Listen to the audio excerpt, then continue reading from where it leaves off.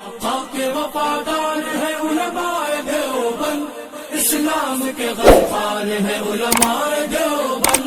آقا کے وفادار ہے علماء دیوبند، اسلام کے غمخوار ہے علماء دیوبند۔ اللہ کے محبوب کے اور دین مبی کے، اللہ کے محبوب کے اور دین مبی کے خوددار و علمدار ہے علماء دیوبند، اسلام کے بسم اللہ الرحمن الرحیم۔ الحمد للہ نحمده ونستعینه ونستغفره ونؤمن به ونتوکل علیہ ونعوذ باللہ من شرور انفسنا ومن سیئات اعمالنا، من يهد الله فلا مضل له ومن يضلل فلا هادي له، ونشهد ان لا اله الا الله وحده لا شريك له، ونشهد ان سيدنا مولانا محمدا عبده ورسوله الذي ارسله بالحق بشيرا ونذيرا وداعيا الى الله باذنه وسراجا منيرا، اما بعد، اعوذ بالله من الشيطان الرجيم، بسم الله الرحمن الرحيم، حسبي الله لا اله الا هو عليه توكلت وهو رب العرش العظيم، صدق الله العظيم وصدق رسوله النبي الكريم، ونحن على ذلك لمن الشاهدين والشاكرين والحمد لله رب العالمين۔ میرے محترم بزرگ اور دوستو، تذکرہ چل رہا ہے کہ عرش کا سایہ کن لوگوں کو ملے گا، کہ میدان محشر میں سورج نہایت قریب اور دماغ انسان کا ایسے کھولے گا جیسے کہ ہانڈی میں ابھی سبزی اور ترکاری کھولتی ہے، اس طریقے سے۔ لیکن یہ 70 اعمال ایسے ہیں کہ جو آدمی ان 70 اعمال پر پابندی کرے تو عرش کے سائے کے نیچے جگہ ملے گی، اور عرش میں سایہ ملنے کا مطلب یہ ہے کہ وہ آدمی میدان محشر کی پریشانی سے پاک ہوگا۔ جس دن کے بارے میں ہے یوم تتقلب فیہ القلوب والابصار، کہ جس دن کی آنکھیں پلٹ جائے گی اور دل جو ہے باہر نکل کر کے زبان سینے تک کے لٹک جائے گی، اس دن یہ آرام کی حالت میں ہوگا۔ ان 70 میں سے 23 کا بیان ہو چکا ہے۔ 24 نمبر پر کون لوگ ہیں؟ تو اللہ کے رسول صلی اللہ علیہ وسلم ایک مرتبہ صحابہ سے پوچھے کہ ما جزاؤ من عز الثقلہ، کہ جو آدمی اس عورت کی عیادت کرے اور اس عورت کی جا کر مجاز پرسی کرے، جس بچے کی تعزیت کرے، جس عورت کے بچے کا انتقال ہو گیا ہو، اور اس کو جا کر صبر و تلقین کرے کہ اللہ کے لیے برداشت کرو، تمہارا بچہ مقدر میں یہی تھا، تمہارے لیے قیامت کے دن ڈھال بنے گا۔ تو ہر آدمی اپنے رشتہ دار کی تعزیت کرتا ہے، مصیبت پر جا کر اس کے غم دکھ میں شریک ہوتا ہے، لیکن نیت ہم لوگ یہ کریں کہ اس عمل کی برکت سے اللہ تعالی ہمیں عرش کا سایہ نصیب کریں گے۔ تو جو آدمی اس نیت سے کہ اللہ تعالیٰ قیامت کے دن عرش کا سایہ دیں گے، اس نیت سے کسی فوت شدہ عورت کے بچے کی موت پر تعزیت کرتا ہے تو اللہ اس کو عرش کا سایہ دیں گے۔ اس لیے یہ نہیں کہ وہ میرے گھر آتا ہے، دوستی تھی یا لالچ ہو، اس نیت سے تعزیت بالکل نہیں کرنی چاہیے۔ نیت یہ ہونی چاہیے، وہ تو مفت میں ملے گا ہی، جیسے قربانی کا گوشت کرتے ہیں تو گوشت تو ملے گا ہی مفت میں کھانے کے لیے، لیکن نیت کیجئے کہ یہ پلسرات پر سواری بنے گی اور ایک ایک بال کے بدلے میں صدقہ۔ گوشت تو مفت میں ملے گا، چھلکا تو مفت میں ملے گا، گٹھلی مفت میں ملے گی، نیت کیجئے گودے کا۔ اسی طریقے سے نیت کرے عرش کے سایہ حاصل کرنے کا، کہ جو آدمی جس عورت کا بچہ مر جائے اور اس کی تعزیت کرے تو تعزیت کرنے والے کو بڑا ثواب ہے، عرش کا سایہ ملے گا۔ سوچئے کہ جب تعزیت کرنے والے کو یہ ملے گا تو جس عورت کا یا جس مرد کا بچہ فوت ہو جائے اور وہ برداشت کرے تو اس کو اللہ تعالیٰ کیا دیں گے۔ نمبر 25 واصل الرحم، رشتہ داری جوڑنے والا اس زمانے کے اندر، جیسا کہ قیامت کی علامت میں بیان کیا کہ رشتہ داریوں کو توڑی جائے گی، لیکن جو آدمی رشتہ داری کو جوڑ کر کے رکھتا ہے اللہ اس کو عرش کا سایہ دیں گے، یہ اللہ کے نبی کا فرمان ہے۔ اور یہ بھی حدیث میں ہے کہ جو آدمی چاہتا ہے کہ رزق میں برکت ہو تو چاہیے کہ فل یصل رحمہ ہو، تو وہ آدمی رشتہ داری جوڑے۔ اس سے دو فائدہ ہوتا ہے، ایک یہ کہ رزق میں برکت ہوتی ہے، دوسرا یہ کہ عمر میں بھی برکت ہوتی ہے۔ اس زمانہ میں سب کی آمدنی بڑھی ہوئی ہے، لیکن سارے لوگ خرچہ کے لیے پریشان ہیں کہ خرچہ پورا نہیں ہوتا ہے۔ وجہ یہ ہے کہ اس زمانے سے کمائی کے اندر سے برکت نکل گئی ہے۔ برکت، اگر آدمی کی آمدنی تھوڑی ہو اور برکت ہو تو آسانی سے گزر ہو جائے گی، لیکن اگر آمدنی زیادہ ہو اور اللہ کی طرف سے برکت نکل جائے تو یاد رکھیے کہ بڑی مشکل سے گزران ہوتا ہے۔ اس لیے رشتہ داری کو جوڑیے۔ اب ہم لوگ کہتے ہیں کہ وہ تو میرے گھر آتا ہے ہی نہیں، ہم کیسے جائیں؟ تو اللہ کے رسول یہ بھی فرمائے لیس الواصل بالمکافی، کہ جو بدلہ دینے والا ہے رشتہ داری جوڑنے والا نہیں ہے، ولیکن الواصل الذی اذا قطعت رحمہ وصلھا، لیکن رشتہ داری جوڑنے والا وہ شخص ہے کہ ایک آدمی آپ کو دیکھ کر کے منہ پھیرتا ہے، آپ کے گھر آنا جانا بند کر دیا، سلام بند کر دیا، زبردستی جا کر، جس کو کہتے ہیں تھیتھر اپنے زبان میں ہم لوگ جھارکھنڈ کی، کہ تھیتھر کی طرح جا کر کے اس سے ملیے محض اللہ کے رضا کے لیے، کہ جو آدمی رشتہ داری کو جوڑے گا اللہ عرش کا سایہ دیں گے، رزق میں برکت دیں گے، عمر میں برکت دیں گے، تو اس کی برکت سے اللہ تعالیٰ دیکھیے کہ آپ کو کیا نوازیں گے۔ نمبر 26، وَإِمْرَأَةٌ مَاتَ زَوْجُهَا وَتَرَكَ أَتْيَامًا صِغَارًا إِلَى آخر الحدیث۔ 26 نمبر پر عرش کا سایہ جس کو ملے گا وہ عورت ہوگی نعوذ باللہ جو جوانی میں جس کا شوہر فوت ہو جائے، جوانی میں وہ عورت بیوہ ہو جائے، اور وہ عورت خوبصورت بھی تھی، رشتے بھی آ رہے تھے، اور ایسی خوبصورت اور حسن و جمال اور مال کا مالک تھی کہ آسانی کے ساتھ دوسرے مرد اس سے نکاح کر سکتے تھے، لیکن وہ عورت دوسرے مرد سے نکاح صرف اس لیے نہیں کی کہ میرے شوہر، پہلے شوہر کا بچہ جو یتیم ہے اس کی میں کفالت کروں گی، اس کی دیکھ بھال کروں گی، اور وہ عورت اپنے خواہشات کو، اپنے جذبات کو قربان کر کے چھوٹے بچوں کی پرورش کے خاطر نکاح کی ضرورت کو قربان کر دیا، اور چھوٹے یتیم بچوں کے خاطر اپنے جذبات کو اس نے قربان کر دیا، تو اللہ تعالیٰ اس کے بدلے میں عرش کا سایہ عطا فرمائیں گے، یہاں تک کہ وہ بچے خود کفیل ہو جائیں، یعنی بالغ ہو جائیں، برسر روزگار ہو جائیں، یا بچے موت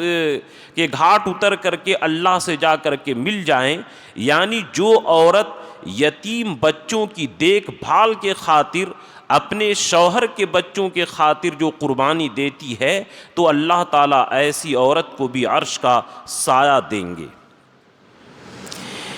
ایک مرتبہ اللہ کے نبی صلی اللہ علیہ وسلم فرمائے نمبر 27 کہ کن لوگوں کو عرش کا سایہ ملے گا۔ اللہ کے رسول فرمائے من سرہ ان یقیہ اللہ الی آخر الحدیث، کہ جو آدمی یہ چاہتا ہو کہ قیامت کے دن میدان محشر کی گرمی سے بچے، قیامت کے دن ہولناکی سے بچے، اور اس کو عرش کا سایہ ملے، تو چاہیے کہ فلا یکن علی المؤمنین غلیظا ولیکن بہم رحیما، کہ جو آدمی یہ چاہتا ہو کہ عرش کا سایہ ملے تو اس کو چاہیے کہ مسلمانوں کے ساتھ نرمی کا برتاؤ کرے اور مسلمانوں پر سخت نہ ہو۔ یہ قرآن نے مسلمانوں کی صفت بیان کی ہے، اعزۃ علی الکافرین، کہ کافروں پر تو وہ سخت ہوتے ہیں، لیکن اذلۃ علی المؤمنین، مسلمانوں کے لیے بڑے رحم دل ہوتے ہیں۔ نبی کو حکم ہے وَاخْفِضْ جَنَاحَكَ لِمَنِ اتَّبَعَكَ مِنَ الْمُؤْمِنِينَ، کہ اے نبی جو مسلمان آپ کی پیروی کرتے ہیں ان کے لیے آپ اپنے بازو کو جھکا دیجئے۔ صحابہ کی یہ صفات بیان کی گئی ہے رحماء بینہم، کہ آپس میں بڑے رحم دل، اشداء علی الکفار رحماء بینہم، غیروں کے حق میں تو بڑے سخت ہیں لیکن آپس میں بڑے رحم دل۔ لیکن آج نعوذ باللہ آج ہمارا معاملہ الٹا ہے کہ اگر ایک مسلمان کے ساتھ لڑائی ہو گئی تو دیکھیے چوک میں کیسی گرمی اور کیسی طاقت اور کیسی اپنی قوت دکھاتا ہے کہ میں کتنا بڑا آدمی ہوں، اور جب غیروں کے ساتھ لڑائی ہو تو بالکل بھینگی بلی بن کر کے بھاگ جائے گا۔ تو جو آدمی طاقت ہونے کے باوجود، پیسہ ہونے کے باوجود، اس کے پاس عہدہ ہونے کے باوجود، قوت ہونے کے باوجود جو مسلمانوں کے لیے رحم دل بن جائے، مسلمانوں کے لیے جو آدمی جھک جائے تو اللہ اس کو عرش کا سایہ دیں گے، اور مسلمانوں پر سخت نہیں ہونا چاہیے۔ اسی لیے حضرت تھانوی رحمۃ اللہ علیہ بڑی قیمتی بات بولتے ہیں، لکھے ہیں کہ اگر نوکر ہے تمہارا تو یہ مت سمجھو کہ وہ صرف کیا ہے، وہ تمہارے پیسے کا محتاج ہے، تم جس طریقے سے پیسے سے اس کی خدمت کرتے ہو اسی طرح اپنی جان سے وہ تمہاری خدمت کرتا ہے، اس لیے نوکر کو عزت کے ساتھ روپیہ دیا کرو، نوکر کو ذلیل نہ کیا کرو۔ تمہارے پیسے سے زیادہ تم جتنا وہ پیسہ تمہارے پیسے کے جتنا وہ محتاج نہیں ہے، اس سے زیادہ تم اس کے خدمت کے اور جسمانی طاقت کے محتاج ہو، اس لیے نوکروں کے ساتھ حسن سلوک کرنا چاہیے۔ آج نعوذ باللہ جس کے پاس پیسہ ہو جائے تو نوکر کو کچھ سمجھتی ہی نہیں، مسلمانوں کو کچھ سمجھتی ہی نہیں۔ تو کہ مسلمان چاہے رکشہ چلانے والا ہو، بھکاری ہو، مسلمانوں کے ساتھ رحم دل بن جائیے، مسلمانوں کے ساتھ نرمی کیجیے اور مسلمانوں پر سختی نہ کیجیے۔ تو جو آدمی مسلمانوں کے لیے رحم دل بن جاتا ہے اور مسلمانوں پر سختی نہیں کرتا، اللہ تعالیٰ ایسے مسلمانوں کو بھی عرش کا سایہ نصیب فرمائیں گے۔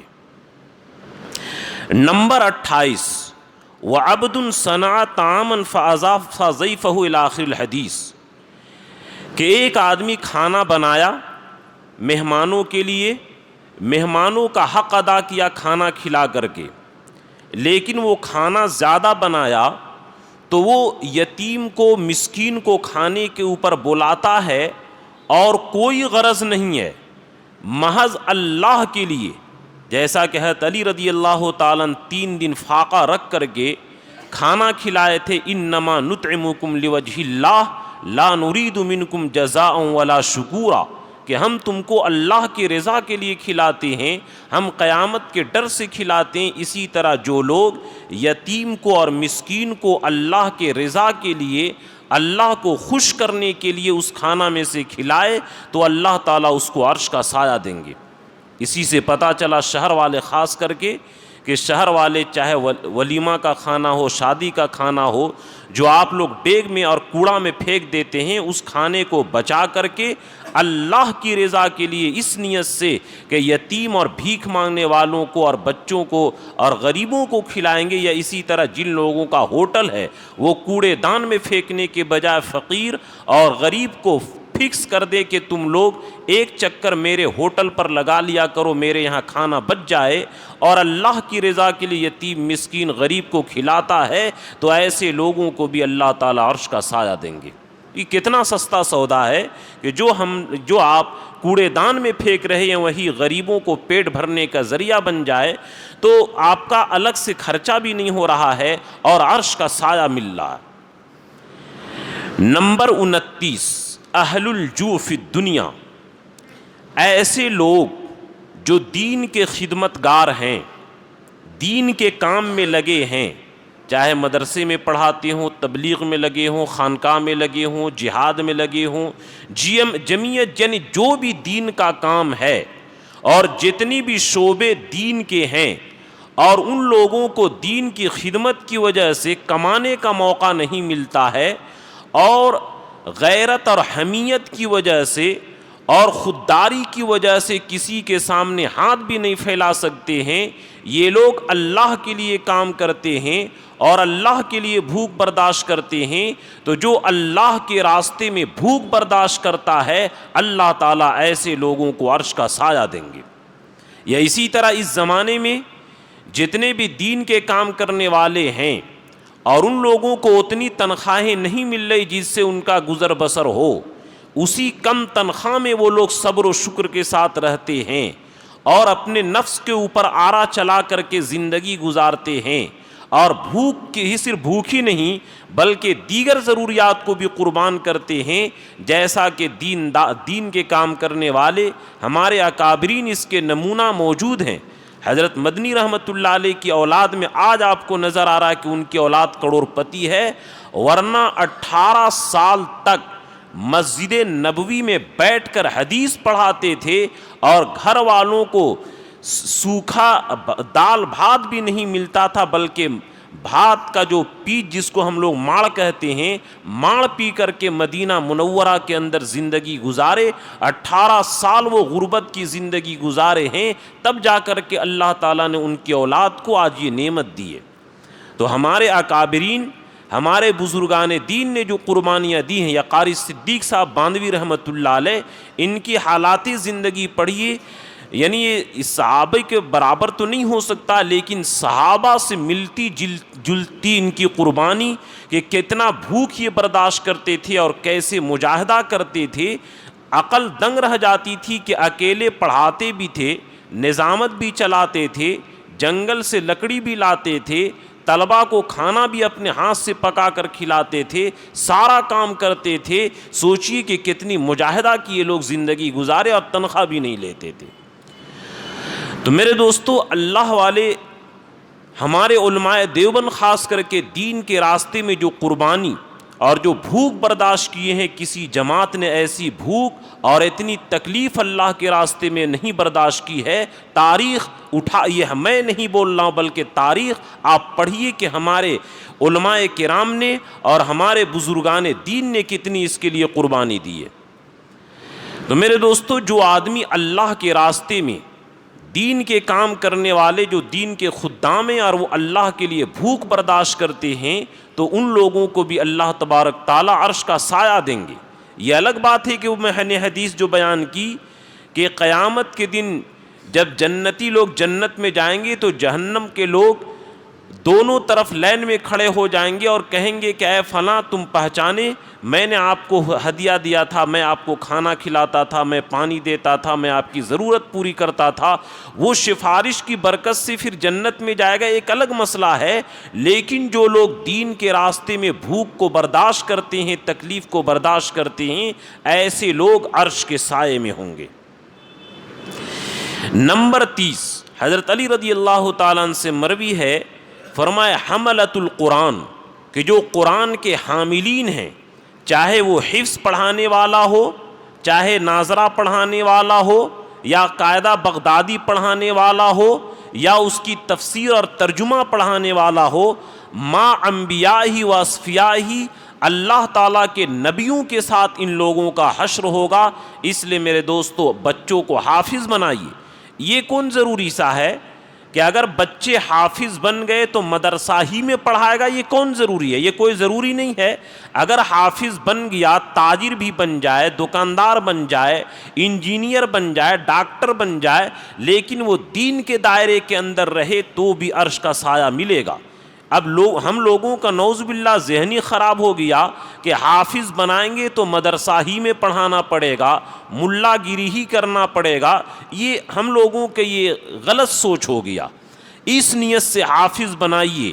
کہ اللہ تبارک تعالیٰ عرش کا سایہ اس کو دیں گے، اور اس کے ذریعے 10 ایسے لوگ جن پر جہنم واجب ہو چکا ہوگا، اللہ اس کو جنت میں داخل کرائیں گے۔ اس نیت سے حافظ بنائیے بچوں کو، خاص کر کے جو مالدار لوگ ہیں، پہلے دیندار بنائیے۔ ڈاکٹر انجینئر، یہ امت کو سخت ضرورت ہے بہترین ڈاکٹر اور بہترین فلاسفر کی، لیکن پہلے دیندار بنا کر کے دین کے دائرے میں، ایمان کے دائرے میں رہ کر کے کیجئے۔ جس طرح بھی ڈاکٹر ثناء اللہ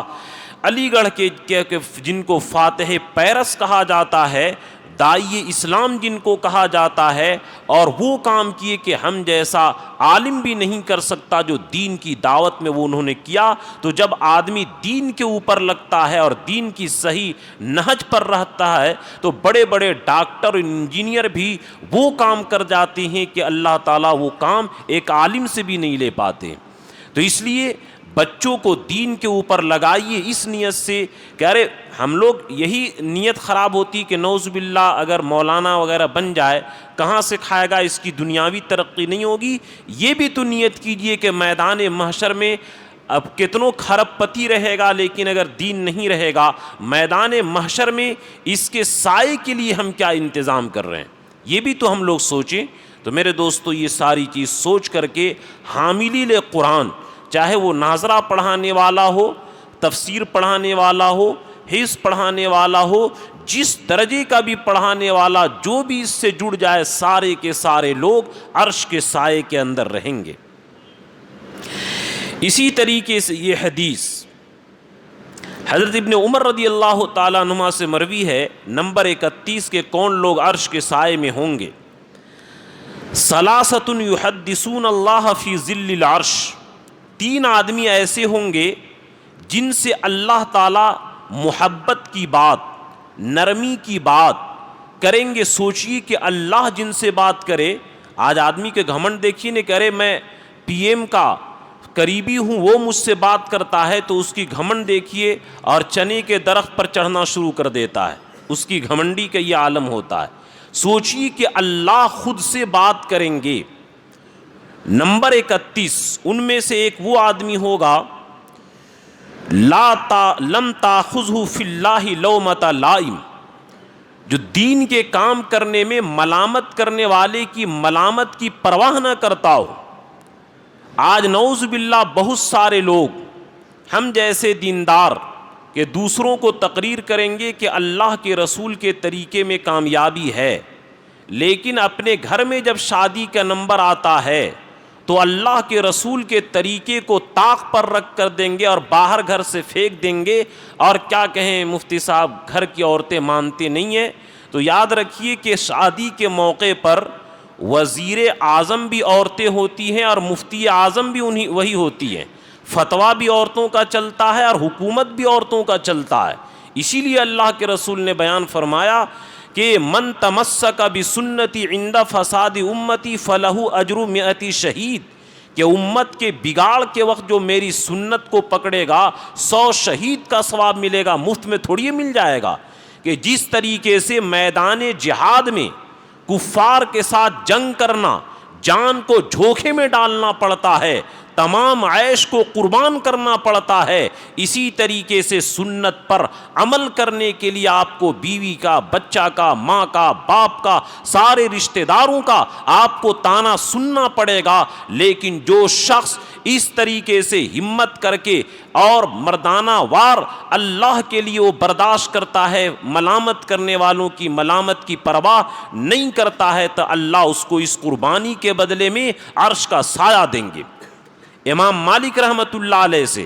بادشاہ وقت نے سوچا کہ غلط فتویٰ لے لے. امام مالک نے فتویٰ نہیں دیا, ان کے چہرے کو کالا کر کے مدینہ کے گلیوں میں گدھے پر بیٹھا کر کے پورے شہر گھمایا گیا. اللہ کے لیے اس ذلت کو برداشت کیے, لیکن شریعت کے خلاف فتویٰ نہیں دیے. حضرت شیخ الہند رحمۃ اللہ علیہ سے انگریز سر کہتا تھا, اتنا اقرار کر لیجئے کہ 1857 کی جنگ میں شریک نہیں تھے اور ان کے کمر کی ہڈی کو گلا دیا گیا تھا. حضرت مدنی رحمۃ اللہ علیہ کے علاوہ کوئی نہیں جانتا تھا, لیکن پھر بھی انگریزوں کے سامنے جھکے نہیں کہ میرے جان سے یہ میرے جسم سے جان تو نکال سکتے ہیں لیکن ایمان کو نہیں نکال سکتے. تو جو آدمی اللہ کے دین کے لیے ملامت کرنے والوں کی ملامت کی پرواہ نہیں کرتا ہے, تانے کو سہتا ہے, تانے کو برداشت کرتا ہے, ملا پن کہا جائے گا, رجعت پسند کہا جائے گا, ان کو دین کا دشمن, وہابی, تہابی سب کچھ کہا جائے گا, اور ان کو غدار رسول کہا جائے گا. لیکن سب تانے کو جو شخص برداشت کر لے اور شریعت کے دامن کو نہ چھوڑے, ایسے لوگ عرش کے سائے میں ہوں گے. یہ نمبر 31 پر ہوں گے. نمبر 32, وَرَجُلٌ لَمْ يَمُدَّ يَدَيْهِ إِلَى مَا يَحِلُّ لَهُ,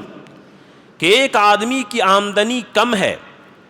آمدنی کم ہونے کی وجہ سے من کے مطابق مرغن غذائیں, بہترین غذا, بہترین فلائٹ, بہترین کپڑا, بہترین نفسانی زندگی گزر نہیں ہوتی ہے. اگر وہ نفسانی خواہشات پوری کرتا ہے تو 2 نمبر حرام کا کمائی کرنا پڑے گا، لیکن وہ برداشت کرتا ہے چلو دنیا کی زندگی یوں ہی ہے، گزر جائے گی۔ یہ تو جانوروں کا اور کافروں کی صفت ہے کہ یاکلون کما تاکل النار، کہ جو کافر لوگ ایسے کھاتے ہیں، کما تاکل الانعام والنار مسوی لہم، کہ کافر لوگ جانور کی طرح کھاتے ہیں اور حلال اور حرام کی تمیز نہیں ہوتی ہے، لیکن ٹھکانہ ان کا جہنم ہے۔ تو جو شخص روکھی سوکھی کھانے کے لیے حلال پر اکتفا کرتا ہے، سود کی طرف، غبن کی طرف، گھوٹالہ کی طرف، چوری کی طرف، ڈکیتی کی طرف، اور جتنے بھی حرام کے راستے ہیں تمام حرام کی طرف سے اپنا ہاتھ کو روک لیتا ہے، اور حلال کمائی پر جو شخص گزارا کرتا ہے تو حلال کمائی پر گزارا کرنے والا بھی یہ عرش کے سائے میں ہوگا، اور عرش کے سائے میں ہونے کا مطلب یہ کہ وہ آدمی جنت میں جائے گا۔ اس لیے میرے دوستو، یہاں پر روکھی سوکھی زندگی گزار لیجئے، اور روزانہ 500 پلیٹ صبح جنت میں اور روزانہ 500 پلیٹ شام میں جنت میں کھائیے گا۔ دنیا کے کھانے کا دستور یہ ہے کہ جب شروع کیجئے گا تو لقمے کی لذت اچھی معلوم ہوگی، جیسے جیسے لقمہ بڑھے گا لذت گھٹے گی، لیکن جنت کے کھانے کا نظام الٹا ہے، جیسے جیسے لقمہ بڑھے گا لذت بھی اس کی بڑھتی چلی جائے گی۔ اس لیے جو شخص حرام چیز کی طرف اپنے ہاتھ کو نہیں بڑھاتا ہے، ایسے لوگ بھی عرش کے سائے میں ہوں گے۔ نمبر 33، وَرَجُلٌ لَمْ يَنظُرْ إِلَى مَا حَرَّمَ اللَّهُ، کہ جن چیزوں کو اللہ نے حرام کیا ہے، غیر محرم کی صورتیں دیکھنا، ٹی وی اور ناچ وغیرہ میں غیر محارم عورتوں کو دیکھنا ہو، یا روڈ چلتے ہوئے غیر پردہ عورتوں کو دیکھنا ہو، اللہ نے جو آپ کے لیے بیوی حلال کیا ہے اس بیوی پر صرف اکتفا کیجئے، جتنا دیکھنا ہے اپنے بیوی کو دیکھیے، اسی سے اور اپنی جنسی ضروریات پوری کیجئے۔ اور نکاح کرنے کا غرض و غایت ہی بیان کیا گیا ہے، اغض للبصر واحسن للفرج، کہ نکاح کرنے کا مقصد ہی یہی ہے کہ اس سے نگاہ جھک جاتی ہے اور شرمگاہ بچ جاتا ہے۔ تو جو شخص اپنے حلال بیوی پر اکتفا کرے، چاہے بیوی جیسی ہو، یہ تو دنیا اسٹیشن ہے نا،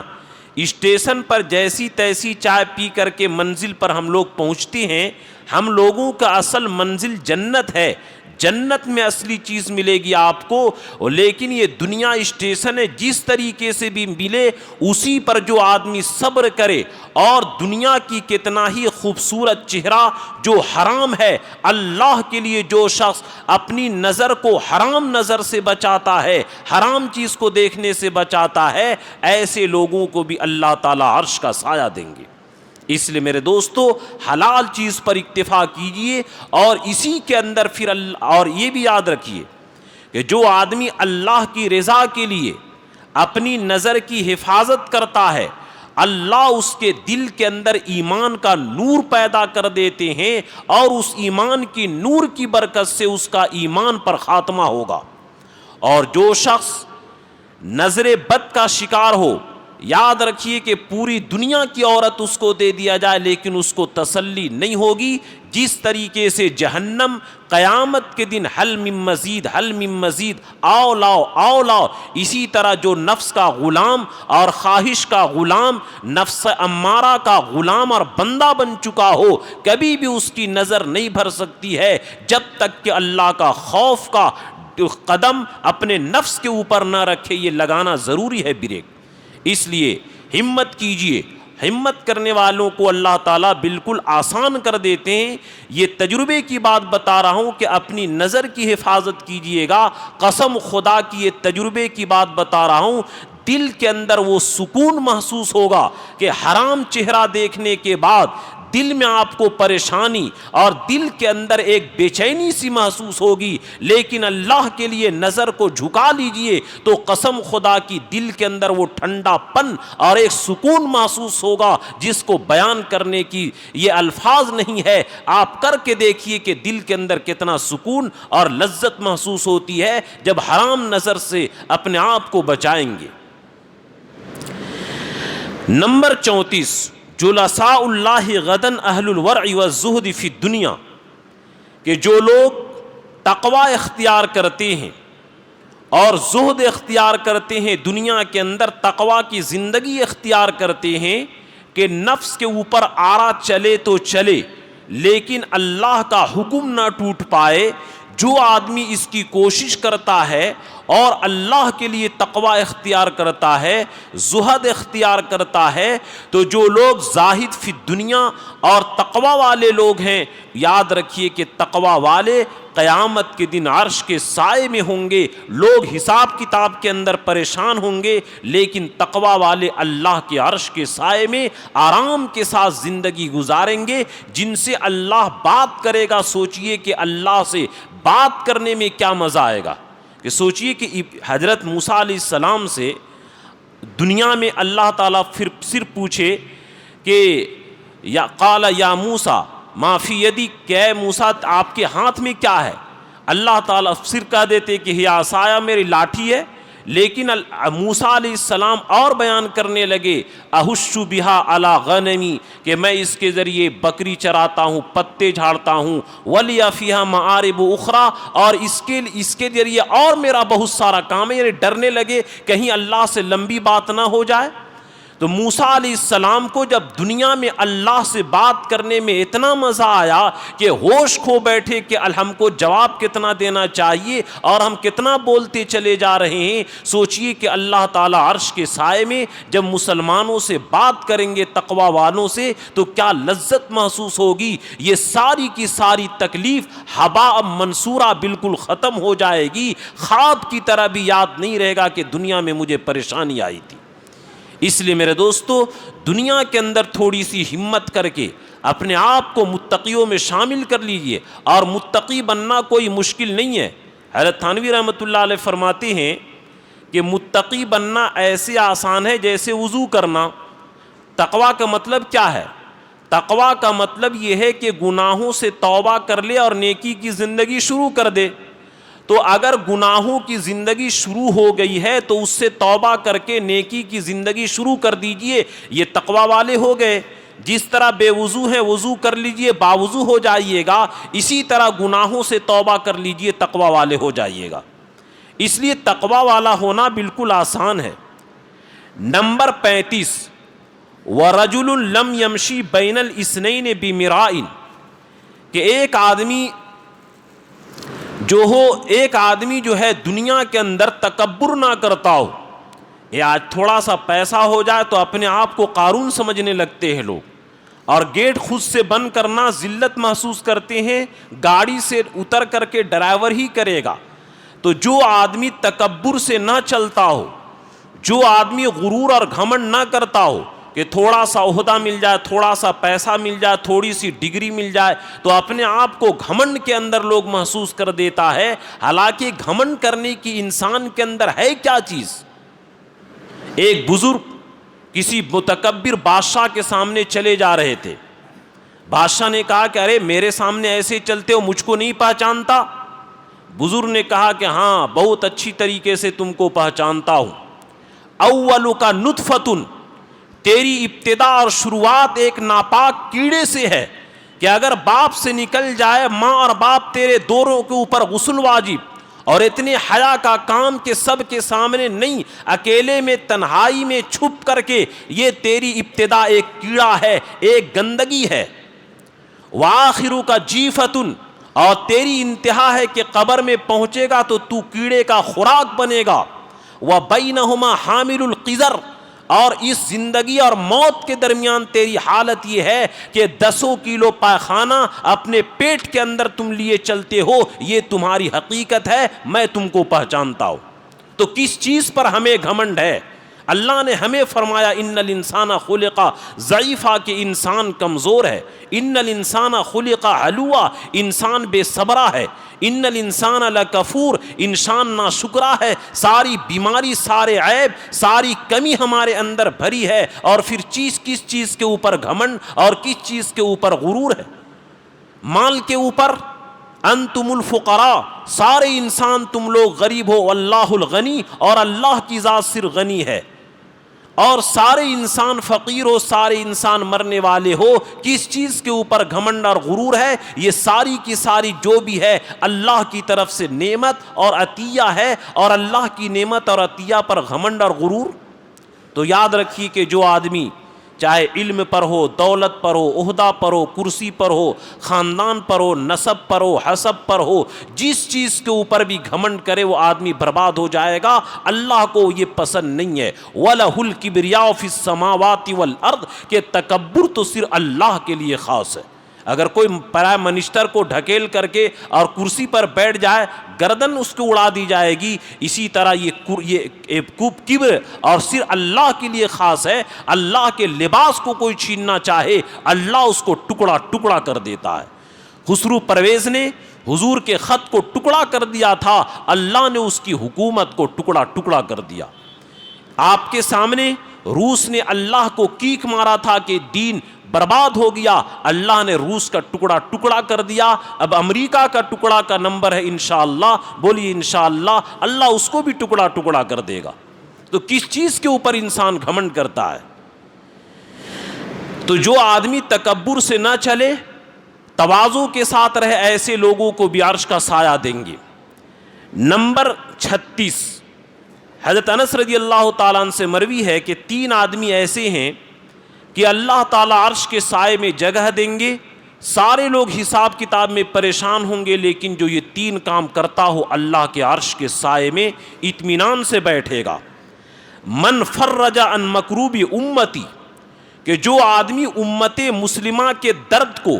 امت مسلمہ کے پریشانی کو، کسی مومن کے پریشانی کو دور کر دے، اللہ قیامت کے دن اس کی پریشانی کو دور کر کے عرش کے سائے میں جگہ دے گا۔ کسی کی حادثاتی موت ہو گیا، کسی کا گھر جل گیا، کسی کی دکان جل گئی، کسی کے اوپر غریبی آ گئی، کسی کے گھر میں کھانے کو نہیں ہے، فاقہ ہے، بیٹی کی شادی میں پریشان ہے، جتنی بھی پریشانی کے لائن ہے، اور جس آدمی نے کسی مومن کے پریشانی کو دور کیا، اللہ اس کی پریشانی کو دور کر کے اللہ اس کو عرش کا سائے میں جگہ دیں گے۔ لیکن افسوس ہے کہ بغل میں بھائی بھوکا سوتا ہے، فاقہ کشی کرتا ہے، اور ایک آدمی دوستوں کو بلا کر بریانی کا پارٹی چلاتا ہے، اور بھائی بغل میں بھوکا سویا ہے۔ لیکن یہ شہر رانچی کی بات بتا رہا ہوں، یہ کتنی بدبختی کی بات ہے کہ بغل میں بھائی بھوکا سوئے اور غیر لوگوں کو بلا کر کے دعوت کرے۔ یہ کتنی بے حسی اور بے غیرتی کی بات ہے۔ قیامت کے دن کیسے وہ عرش کا سایہ حاصل کرے گا؟ ارے جتنا 5,000 روپیہ جو غیروں کی دعوت میں خرچ کیے، کاش کہ یہ 5,000 اپنے بھائی کے مدد کے لیے دے دیتے تو اس پیسے کے ذریعے عرش کا سایہ مل جاتا آپ کو۔ نمبر 37 ومن احیا سنتی، کہ جو آدمی میری سنت کو زندہ کرے گا، یعنی سنت پر عمل کرنا نہیں، سنت کو زندہ کرنا۔ غور سے سمجھیے گا حدیث کے، اسی لیے حدیث کا سمجھ بھی رکھنا چاہیے۔ سنت کو جو آدمی زندہ کرے گا، یعنی جو سنت مٹ چکی ہو، جیسے مثال کے طور پر اکثر لوگ 99% لوگ قسم خدا کی سنت کے خلاف شادی کر رہے ہیں، کم سے کم بلکہ اس سے بھی زیادہ۔ لیکن جو آدمی سنت کے مطابق شادی کرے، ایسے لوگ عرش کے سائے میں رہیں گے۔ 99% لوگ صبح سے شام تک سنت کے خلاف زندگی گزار رہے ہیں، لیکن جو شخص سنت کے مطابق ہر موڑ کے اوپر عمل کرتا ہے وہ عرش کے سائے میں رہے گا۔ نمبر 38 ومن اکثر الصلاۃ علیہ، کہ جو نبی کے اوپر کثرت سے درود بھیجے، جو نبی کے اوپر زیادہ درود بھیجے، ایسے لوگ بھی عرش کے سائے میں رہیں گے۔ الحمدللہ میں ہر جمعہ کم سے کم 1000 مرتبہ درود پڑھتا ہوں یہ اللہ کے فضل و کرم سے. آپ لوگ بھی 1000 پڑھنے کی کوشش کیجئے اور روزانہ 400 مرتبہ 500 مرتبہ جو ادھر ادھر کی بکواس کرتے ہیں, غفلت میں وقت گزارتے ہیں, درود پڑھتے رہیے. اس کے ذریعے نبی کی قربت حاصل ہوگی اور نبی صلی اللہ علیہ وسلم کی سفارش بھی حاصل ہوگی,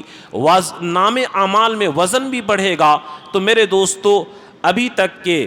38